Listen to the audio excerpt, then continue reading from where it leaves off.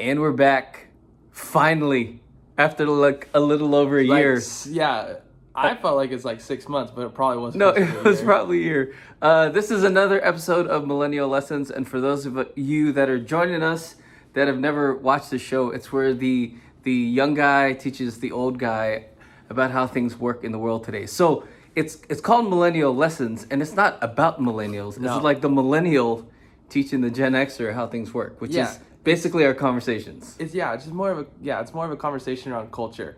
So for those of you who don't know, coming back, this all started on our car rides when me and Lim. I used to work for him in Washington, and we'd go on car rides, and I'm like, bro, you need to hear this song.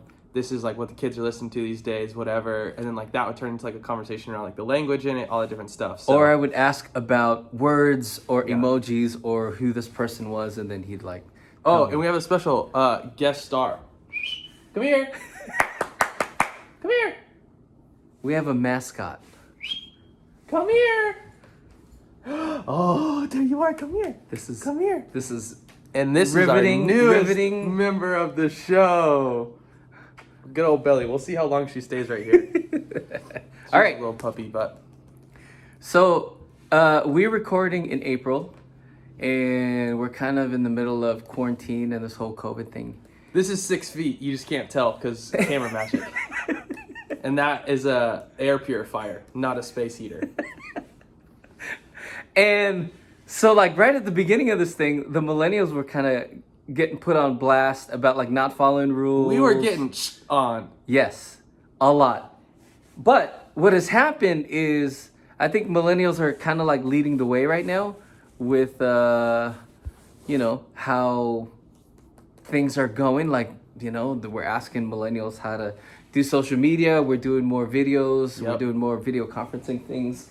Like, how do you do Instagram? Like everyone's becoming a millennial. What are your thoughts on that? Yeah, no, I mean, like, even in my own life, I was hired at a church to be a young adult pastor, and then they're like, hey, you need to run our social media now. And, like, I mean, I'm not the most proficient graphic designer or video editor, but I just kind of get the dynamics of social media. And it's so funny, like, to see, like, how many churches were like, online is for lazy people who don't want to engage in community. Right. And now they're all like, oh, praise God for online platforms. There's It's way just like, more engagement, But Yeah. like you're generating like way better ideas. Well, why is it that you're generating better ideas than any of us? because I've just been operating in this space. I mean, I was actually having a conversation. You and millennials just in general. Correct. I was having a conversation the other day about like I didn't have Wi-Fi in my home until my senior year. I didn't have a cell phone until my sophomore year. I know what a landline is. I know all this different stuff. But like since I got to college, all I've known is like the technological world and the digital world. And so for me, digital space is where a majority of my identity formation happened. Right. As far as like my adult identity formation. Hey, somebody should do a dissertation on that, Yeah. I think. And pardon the squeaks. We're not going to stop Belly from squeaking. She's a part of the show. Yeah. Okay, so where do you think we're headed? How do you think millennials could lead us? What it's going to look like? I think there's two paths to this right now. So like millennials were already this weird generation that was like digitally, like very, very digitally engaged, very digitally like based in their connection, but also like kind of like was starting to hate it and was like, oh, like I'm taking social media breaks and like all this different stuff. But yet like it's like where like all of our spaces happen. So I think after this, I think one of two things can happen. I think first thing is people just like lean hard into like digital engagement and lean hard into like what that's gonna be, or I think we just hit a hard like flip and it's just like, man, like I miss connection so much in this season, like I need that, and so we're gonna like push away from screen time and all those different things. But Which yeah, way do you no. think it's going to... I mean, yes, you're given two options. Yeah, but which way? In your Me opinion? personally, I hope it goes to the latter. I hope it goes towards people disengaging and realizing that like community and connection is the most important thing. Do you not think it can happen online? Or in the digital space? No, I definitely think it can. I mean, it's happening right now, through FaceTime, through all these people having like Zoom happy hours. Like, I think that's so cool. Virtual happy hours. Yeah. Virtual happy hours. Sorry, we can't plug Zoom. They're not a sponsor yet. Yet though. Shout out to Zoom. Yeah, shout out Zoom sponsor. Come on. but I do think it's a possibility, for sure. But I personally don't hope so. I hope that we disengage from technology after this. How do you think it'll change how do you think it'll change the other generations? You know what I mean? Like, this is a normal Yeah. thing for millennials. Yeah. Yeah, how do you think it'll, like, it's really interesting, like, you look around and, you know, we used to tease millennials about being on their devices all the time. Yep. And now you see boomers and Xers and, like, everyone's on their device all the time, because that's just, we're shopping online. We're again, you're doing our virtual Right. happy hours. My Everything grandma- is happening online. My grandma shops at Walmart right now so that she doesn't have to go to the store, and then my brother goes and picks it up for like Walmart to go. Younger generations, I think that, so like the direct youngest, like the direct below millennial generation, I think that Gen Z? I think they're probably one of the strongest generations in a while, as far as like social activism. Like millennials, we had like this big like slacktivism mindset. It's like we wanted to be a Yeah. part of all these different things, but like how much did we actually change? Right. You know, like we had the big Coney 2012 movement, but then like what did we actually do out of that? You know, like, We did an episode about that. yeah, but like we never caught him. Yeah. You know what I'm saying? He Yeah. just like kind of like, I mean, yes, you were his- just posting Right. ice bucket Right. challenge videos yeah, without ALS challenge. Like, gosh, like that was so counterproductive. yeah.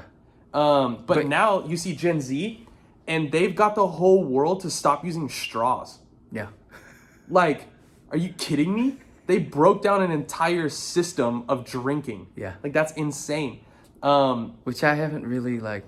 I mean, It's still weird to me. yeah, I haven't necessarily. I mean, actually, yeah, I can't tell you the last time I used like a real straw. Yeah. It's crazy, or like a plastic straw. It's like Gen Z is some ballers. Like they're movers and shakers. They're doing stuff. And now that like the leading generation, well, like I would say like the middle, like the crux generation in Gen Z is these seniors right now. They're kind of like the middle of it. The fact that they're getting robbed of like their senior year, Yep. their graduation, their prom, Yep. their senior seasons if they're playing a spring sport, like the fact that they're getting robbed of that, I feel like they're gonna come out of this thing on fire, and like they're gonna fix the global like ecosystem. They're gonna fix like all these like peace issues. They're gonna solve world hunger. They're gonna create clean water in the entire world. Like I don't know. I think the sky is the limit for Gen Z just because of how suppressed of an age group they've been, if that makes sense. It makes sense. You heard it here first, folks, on the Gen Z is changing the world. Millennial Lessons show. Yeah, I'm a big Gen Z guy. Partly because I was a youth pastor for 8 years, shepherding Gen Z, and then now I'm a young adult pastor, shepherding Gen Z. Yeah. And so I'm obsessed with Gen Z. Like I'm kind of have some FOMO that I'm not a part of Gen Z, and I'm just like a whiny millennial. Well- I mean, I do think millennials still get a bad rap, and like we're still pretty You're good. kind of close though, right? You just, I am. I'm like 3 years. No, I'm like 5 years. I'm like 5 years from being Gen Z, so like I can dip into it. I mean, I'm mad famous on TikTok just because of my dog, but Belly went low key viral on Instagram. Got almost 800 likes.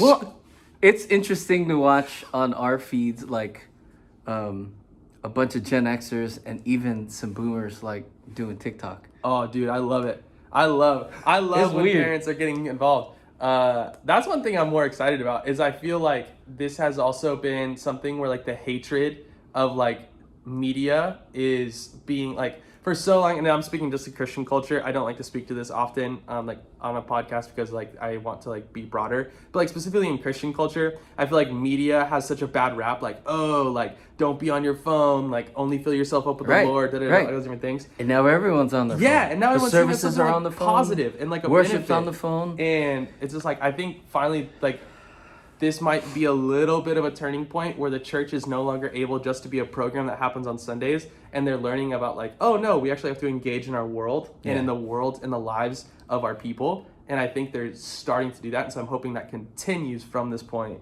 rather than it's just like, okay, we're back to normal, everyone get back inside the church on Sundays, and that's going to be good. Yeah, that's not gonna happen. I don't think. I would hate if that happened. The big interesting thing for me was I was studying this stuff 10 years ago, and 10 years ago they were talking about like the evils of gaming and being online and like how awful it was. Now you can get a full ride scholarship. Right, but then this week I heard, well, the World Health Organization says like gaming is good because it keeps you inside. It helps you be Right. quarantined. And so like we've come a long way. It's really changed in the last 10 years. Yeah. Who would have thought? Get it? Who? World Health Organization. All right, so if you have any questions for us, you can hit us up at Millennial Lessons. Hey, we miss you guys. Tell us what you want us to talk about. We have so much we can talk about. Tiger King. I mean, We should do a whole I think we should also do an episode on the new generation of rap culture.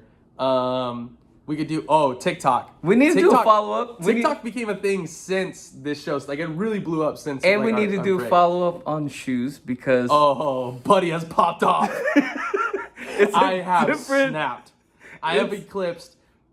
I'm gonna call him out. He's gonna disagree with me, but I feel like I have eclipsed Kua when it comes to like my shoe game. Oh, Like cool. just the We're gonna shoes need to have I you have, on. the shoes I have now, like I All just, right. I just and I got All right, a don't pair. give it all. Don't give it I'm all not. away. I'm just saying. I'm picking up a pair this weekend too. Woo.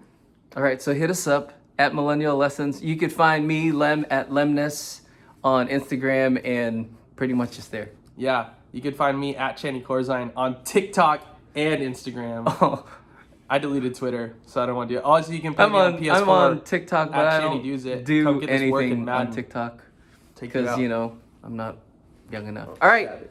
peace. Thanks for watching.